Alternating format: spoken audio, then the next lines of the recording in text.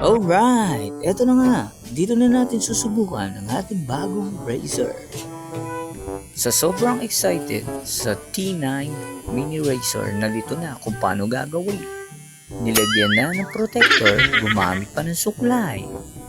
At dito na nga, nagkandaloko-loko ang lahat pagpuputol ng bigote. At eto pa nga, binaliktad na. At kung ano-ano pang pinaggagawa, kaya naloko na.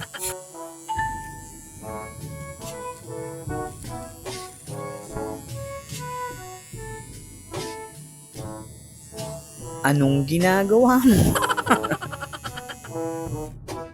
Dito, sinubukan ko nang tanggalin yung protector para masubukan kung gaano talaga siya katalim.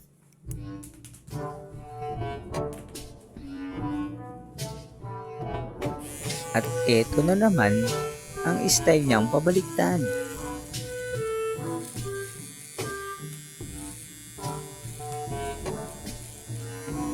Ano ba talagang ginagawa mo? Sinusubukan niyang itrim ang kanyang bigote. Parang naglalaro na lang siya ngayon.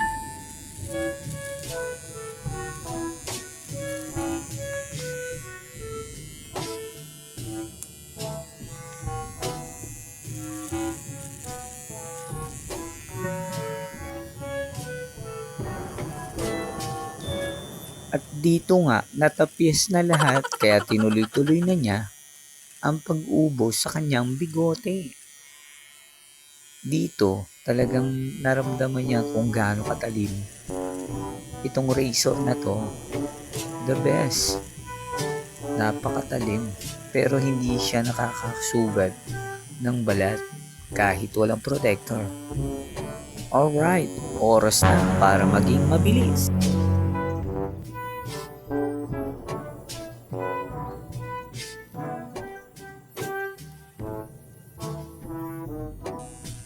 At eto na nga, naupod ko na lahat ng bigote. Dahan-dahan ko lang dahil ingat na ingat pa rin ako. Baka makasugat yung razor pero okay naman siya. Safe naman siya. Hanapin nyo na lang siya Shopee kung gusto nyo umorder. Hanapin nyo yung T9 Mini Razor. So let's go guys. Maraming salamat. Nasayang ko na naman ng 3 minuto yung panonood. Hanggang dito na lang. Hanggang sa muli. Maraming salamat. Ito po si Senior Pakumbo. Let's go.